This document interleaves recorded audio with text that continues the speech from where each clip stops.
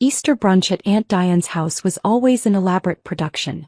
Her suburban colonial sparkled with spring decorations, pastel flowers in crystal vases, a ham centerpiece that probably cost $200, designer place settings for 18 family members. She loved hosting these gatherings, loved being the matriarch who brought everyone together. She especially loved reminding everyone of her success. I arrived in my 7-year-old Toyota Corolla, parking on the street behind my cousin Tyler's Range Rover. My floral dress was from Target's spring collection. Pretty enough, affordable, and exactly the kind of thing that made my family assume I was struggling. Nicole. Aunt Diane greeted me at the door, her smile tightening as she took in my appearance. How's the little apartment in Riverside? It's good, Aunt Diane. Thanks for having me. Of course, dear. Family is family. She lowered her voice. Though I do wish you'd let us help you find something better. That neighborhood has gotten so questionable. I like Riverside. Well, you're young. You don't understand property values yet. She ushered me inside. Come say hello to everyone. Tyler just bought another investment property, his third this year. Inside, the family had gathered in their usual hierarchies. Uncle Paul discussing stock portfolios with my father. Tyler holding court about real estate investments. My mother trapped in conversation with Diane about European vacation plans. My younger sister Emma spotted me and waved sympathetically. At 28, she was the only family member who didn't treat me like a charity case. Nicole. Tyler appeared, all smiles and expensive cologne. Still renting that studio in Riverside? I could help you find something to buy. First-time buyer programs, get you building equity instead of throwing money away on rent. I'm fine, Tyler. Thanks. Are you though? Aunt Diane rejoined the conversation. You're 34, unmarried, renting in a questionable area. Don't you want stability? Security? I have both actually. Do you? Working freelance for that. What do you call it? Property consulting. He said it like I'd claimed to be a fortune teller. That's not real stability, dear. Tyler jumped in. I keep telling you, Nicole, real estate is where the money is. I've got 3 rental properties now, pulling in almost $6,000 a month in passive income. That's how you build wealth. 3 properties? That's impressive, Tyler. I kept my voice neutral. It's all about thinking big, taking risks, not settling for some tiny apartment because you're afraid to commit. He gestured around Diane's house. Look at Mom and Uncle Paul. They own this place outright plus that investment condo downtown. That's smart money management. Aunt Diane beamed. We've always believed in property ownership. It's how you build generational wealth. I sipped my mimosa and said nothing. Brunch was served. Quiche and smoked salmon, fresh fruit and pastries, bottomless mimosas. The conversation flowed around me, family members sharing updates on careers and achievements. Tyler talked about his latest rental property acquisition. My cousin Sarah discussed her promotion to senior manager.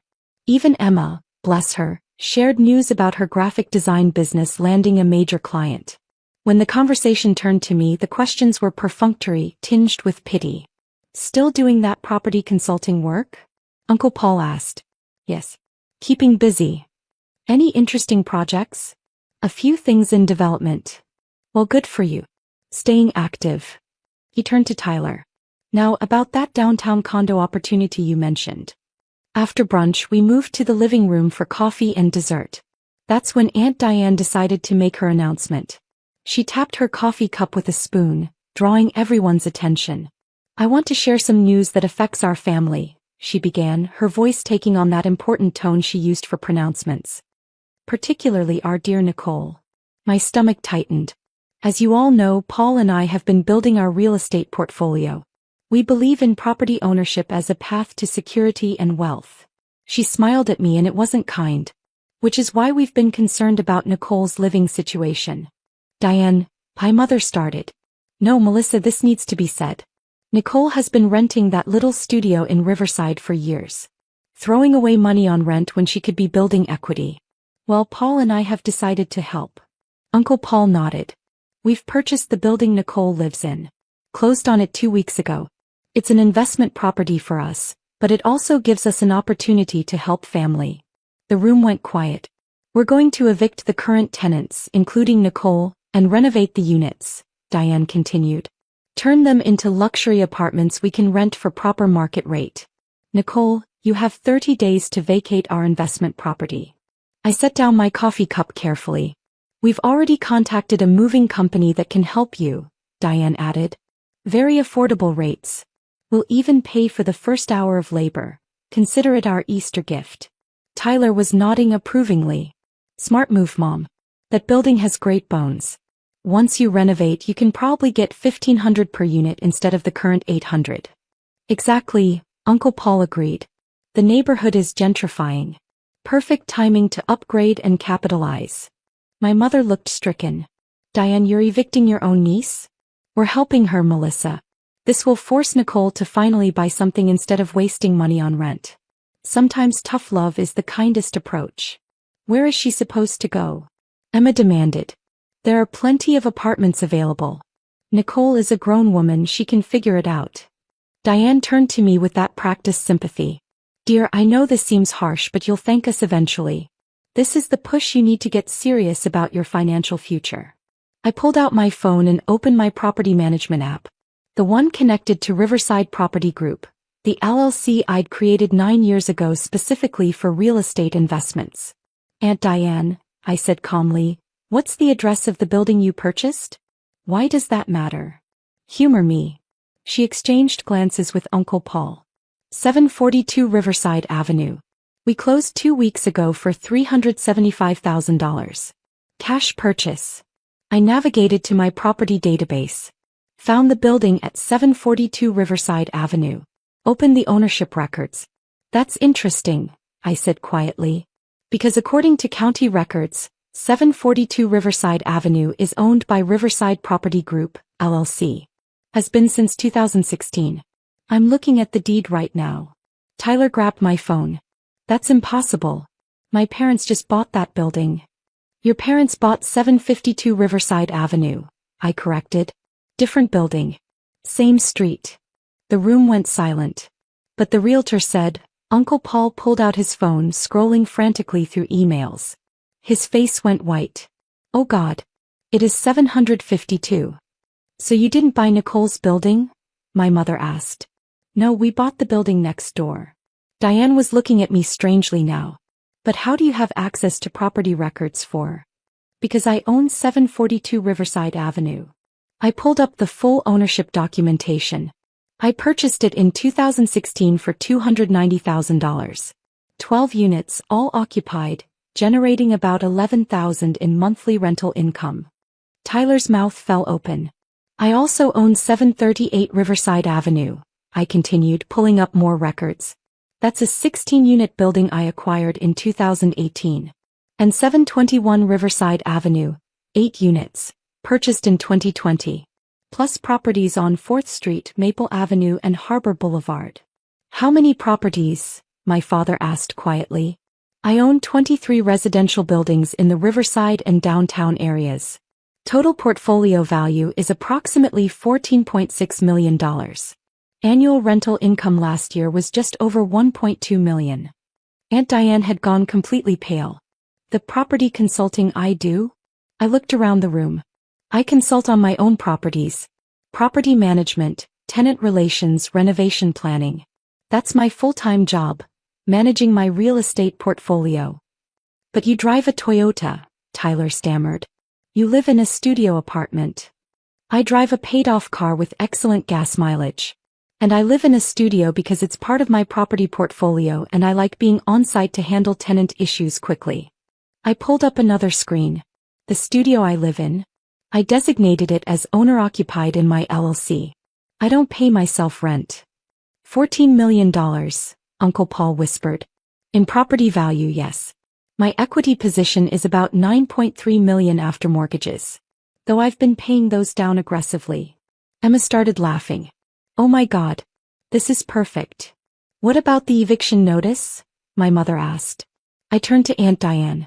You said you're evicting tenants from your building at 752 Riverside? She nodded mutely. That building has 18 units. You purchased it for $375,000, which means you probably got a deal because it needs work. I pulled up the property records for 752. Looking at the previous owner, Interesting. That was a distressed sale. The building has significant deferred maintenance, plumbing issues, electrical problems, foundation concerns. The inspector mentioned some repairs needed, Uncle Paul admitted. Some repairs. That building needs about $200,000 in renovations to be safely habitable at luxury rates. You'll need to evict all tenants, which will take months and probably involve legal battles. Then you'll need permits, contractors, financing for the renovation costs. Tyler was scrolling through his phone frantically. Mom, Dad, why didn't you tell me about this purchase? I could have. We wanted to surprise the family, Diane said weakly. You surprised us all right. I looked at my aunt.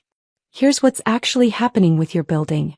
The tenants at 752 Riverside have been organized by a tenant advocacy group. They're fighting the evictions. You're looking at a legal battle that could last a year. How do you know that? Uncle Paul demanded. Because I know the neighborhood. I know the advocacy groups. I know which buildings are good investments and which are money pits. I met his eyes. 752 Riverside is a money pit. The previous owner couldn't afford the repairs and sold at a loss. You overpaid by about $75,000. His face went from white to red. As for the eviction notice I received, I said, turning back to Diane, I didn't receive one. You don't own my building. You can't evict me from property I own. But you said, Diane started. I said you were evicting current tenants. I am a current tenant at 742 Riverside. I'm just also the landlord. I pulled up my email. Though interestingly, I did send an eviction notice this week. To the tenant in Unit 4B at 721 Riverside Avenue. Tyler's eyes went wide. That's my rental property. I live in 4B. You rent 4B. From me. You've been my tenant for 2 years, Tyler. I showed him the lease. Riverside Property Group owns that building. You pay me $950 a month. That's impossible. My landlord is some property management company. Riverside Property Management. That's my company. I manage my own properties. I pulled up his rental history. You've been a decent tenant, actually. Rent always on time, no complaints. But you violated the lease terms last month. How? You subleased the spare bedroom on Airbnb without permission. That's grounds for eviction. His face went completely white. The eviction notice went out Tuesday, I continued. You have 30 days to vacate my investment property. The silence in the room was absolute. You're evicting your own cousin? Diane's voice was shrill. I'm enforcing my lease terms. Just like you planned to evict me, except I actually have the legal authority to do it. Nicole, please, Tyler started. Here's what's going to happen, I said, closing my phone. Tyler, you can stay in 4B if you agree to updated lease terms. No subletting, no exceptions. And your rent is increasing to market rate, $1,200 per month. That's a 25% increase. That's the current rate for comparable units in that neighborhood. I've been undercharging you because you're family. He sank into his chair. As for Aunt Diane and Uncle Paul, I continued, you're welcome to proceed with your renovation plans for 752 Riverside. But you should know that the tenant advocacy group is very effective, the repairs will cost more than you budgeted, and the neighborhood rental market is about to shift. Shift how? Uncle Paul asked nervously. I'm renovating 3 of my buildings this year and upgrading to compete in the luxury market. That will put downward pressure on surrounding properties. Your units at 752 won't command the premium rates you're expecting. Diane looked like she might cry. You're sabotaging our investment? I'm managing my portfolio strategically. That's what real estate investors do. I softened slightly. But I'm not cruel. If you want guidance on the renovation, I'm happy to share my contractor recommendations and help you navigate the permit process. Family discount on consulting fees. You'd help us. Uncle Paul sounded shocked. Your family. You made a bad investment because you didn't do proper due diligence. I can help you minimize the damage. I looked at Diane. But first, you need to apologize for trying to evict me from property you didn't own and for spending years assuming I was failing just because I live modestly. Diane's perfect composure crumbled. Nicole, I'm so sorry. Thought I was helping. I thought you needed guidance. You thought I was beneath you. That's different from wanting to help. You're right. I've been awful. Tears streaked her makeup. Can you forgive me? Eventually. Right now, I need you to understand that success doesn't always look like Range Rovers and designer handbags. Sometimes it looks like a paid-off Toyota and a property portfolio worth $14 million. Emma was openly grinning now. This is the best Easter ever. My father spoke up. Nicole, why didn't you tell us? About the properties, the success, all of it. Would you have believed me? Or would you have assumed I was exaggerating like you always do when I try to talk about my work? He looked ashamed. We should have asked more questions. Actually listened. Yes, you should have. I stood up. Thank you for brunch, Aunt Diane. It was enlightening. You're leaving? My mother asked. I have a property inspection at 3. One of my 4th Street buildings needs a new roof. Can I come? Emma asked eagerly. I'd love to see how you run your business. I smiled. Sure. I'll show you everything. As we walked to my modest Toyota, Emma laughed. The look on Tyler's face when you told him you were his landlord, priceless. He's been bragging about his 3 rental properties for months. He didn't realize one of them was mine. Are you really going to evict him? No. He's actually a good tenant when he follows the rules. But he needed to understand there are consequences. My phone buzzed. A text from Uncle Paul. Asterisk, can we talk tomorrow? About renovation consulting? We're in over our heads. Asterisk. I replied. Asterisk, Tuesday at 2 p.m. My office. We'll discuss your options. Asterisk. Emma read over my shoulder. You have an office? Suite 400 at the Riverside Commerce Building. I own that too. Bought it in 2019. I grinned. Want to see it? Absolutely. As we drove past the buildings I owned, past the properties I'd carefully acquired and managed, I thought about family and assumptions and the sweet satisfaction of proving yourself on your own terms. My aunt had tried to evict me from property she didn't own. Instead, she discovered I was her nephew's landlord and a real estate investor who'd built something she could only dream of. And honestly, the eviction notice Tyler received was just the beginning of his education. Some lessons are best learned through experience.